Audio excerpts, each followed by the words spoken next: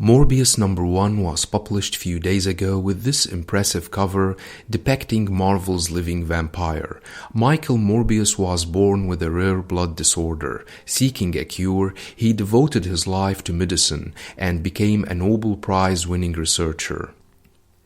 He developed a new treatment using vampire bat DNA and electroshock therapy, with himself as the test subject. The experiment changed his genetics, but at a terrible price. He gained the ability to fly, a regenerative healing factor, and a unique hypnotic stir, but in turn, he has grown fangs, becomes weaker in sunlight, and walks the earth with an unrelenting bloodlust as Morbius, the living vampire.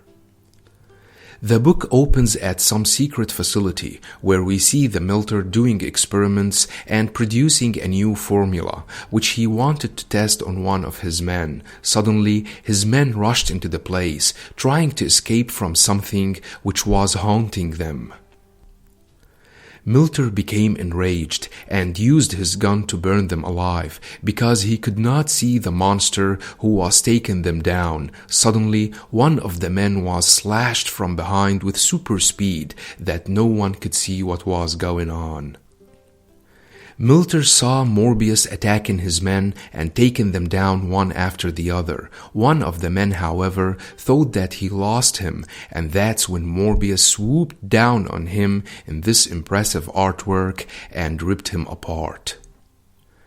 After taking down all the men, Morbius confronted the Milter, who was scared to find that he was in confrontation with a vampire. He tried to burn him, but Morbius' healing kicked in and healed him immediately.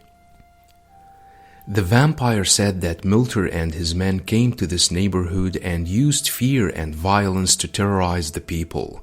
Milter shot Morbius again, but that was in vain, as Morbius was not affected by the fire. Morbius took him down and started destroying his lab, then took some of the resources, saying that Milter does not deserve them and that he will use them for better goals.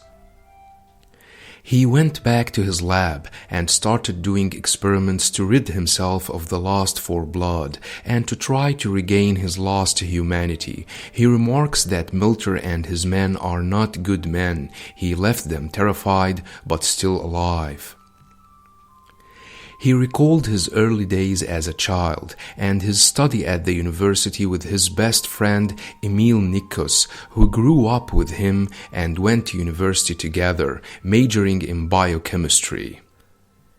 Emil dedicated his life to seeking a cure to Morbius' blood disease, and they won the Nobel Prize in Biology for their efforts. When the experiment failed, turning Morbius into a vampire, Emil was the first victim of his bloodlust.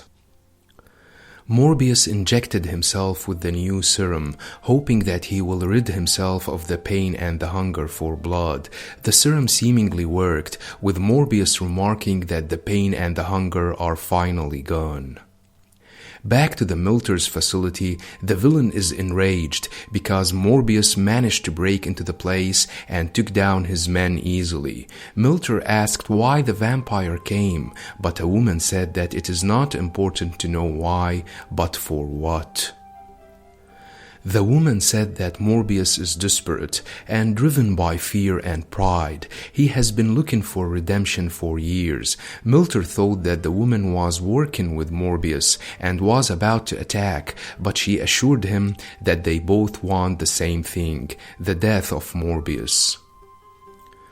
The mysterious woman appears to be a fully equipped vampire Huntress, who will probably be Morbius' enemy along with the Milter in this new run.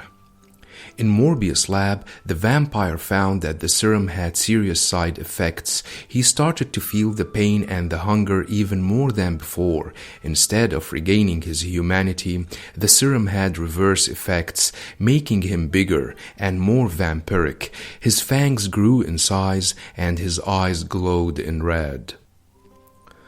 I like this book, which sheds some light on Morbius' everlasting conflict between his bloodlust as a vampire and his pursuit of his lost humanity. Do you like vampire stories?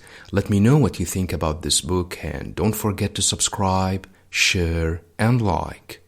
Thanks for watching, and have a nice one.